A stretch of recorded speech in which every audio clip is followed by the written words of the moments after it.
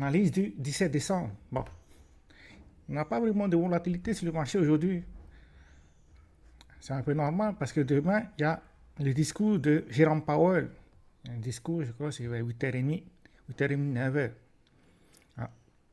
Mais bon, s'il y a des niveaux à surveiller, mais on peut voir qu'au niveau des 107 000, il y a une résistance et 108, 109, c'est que des chiffres ronds, 107 300. Ah. C'est les zones à surveiller si on veut continuer notre tendance haussière. C'est les zones à casser en tout cas. Surtout celui des 107 000. Donc, si on vient là ici, qu'on marque le niveau des 107 000, c'est environ là ici. Voilà. C'est notre premier niveau à casser si on veut continuer notre tendance haussière qu'on a à court terme. Ensuite, si jamais on casse ce niveau-là, ben, il y a des possibilités de venir combler le gap qu'on a laissé là ici. Et il faudrait absolument que ce niveau-là arrive à tenir. Parce que ça, c'est notre MSB. Et casser ce niveau-là, ben, la structure du marché va changer. Et il y a des probabilités qu'on commence une structure baissière et qu'on vient combler le gap qu'on a laissé là ici.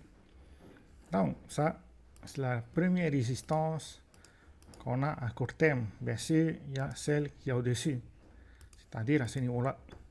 Donc, c'est les niveaux à surveiller par rapport à Bitcoin. On va retirer ça. Ça veut dire que c'est surtout le gap là ici qu'il va falloir faire attention. Après, ça va dépendre bien sûr du discours de Powell. Voilà. Si jamais on maintient les taux d'intérêt, il y a des possibilités de venir chercher cette zone avant de continuer. Voilà. Bon. Il y a toujours la probabilité qu'il monte les taux d'intérêt, même si c'est peu probable. Alors là, il faut s'attendre à ce que le marché baisse. Et puis, si jamais il baisse fortement les taux d'intérêt, ben, il y a des probabilités qu'on ait cassé les sommets qu'on a fait aujourd'hui, c'est-à-dire le niveau des 108 300. Et qu'on continue notre structure haussière qu'on a actuellement avec des sommets et des creux de plus en plus hauts. Pour l'instant, cette structure-là n'a toujours pas cassé. Donc, à court et moyen terme, on est toujours haussier sur le marché.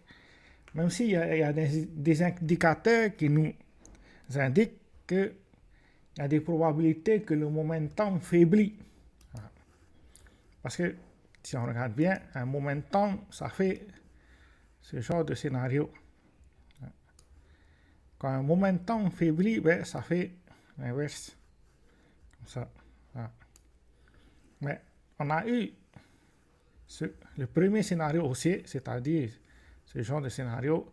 Et maintenant, j'ai l'impression qu'on fait ce style de structure. Donc, il y a des probabilités qu'on vienne tester au moins ce niveau-là. Il y a des probabilités que ça tienne et qu'on continue. C'est pour ça que j'ai dit que tout va dépendre du discours demain par rapport à Powell. C'est pour ça que demain, c'est une journée très intéressante. Après, si on regarde par rapport à IBIT, il y a des niveaux. Bon, on a tout cassé les niveaux qu'on avait hier. En un coup, ben, on a tout nettoyé. Le marché a tout nettoyé. Voilà. Mais pour l'instant, les niveaux à surveiller, c'est les 60 et 62.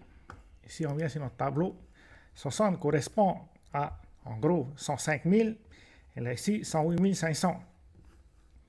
Donc, si on revient là, ici, bon, on va retirer dans tout ça. 105 000, c'est environ. Bon, par là, un peu plus bas. Ah, ça, c'est le support par rapport à IBIT. Et 108 500. C'est environ à ce niveau-là. Donc, par rapport à IBIT, c'est les deux niveaux à surveiller. Si jamais on veut faire un gamma squeeze vendredi, ben, faut absolument qu'on continue ces structures haussières. Plus on continue nos structures haussières, ben, plus il y a des probabilités qu'on fasse un gamma squeeze vendredi. C'est pour ça que la journée de demain sera cruciale par rapport à ça. Si jamais il baisse, il monte ou il maintient les taux d'intérêt, si jamais Jérôme Powell baisse, maintient ou monte les taux d'intérêt. C'est tout ce qu'on a pour aujourd'hui. Ciao, ciao.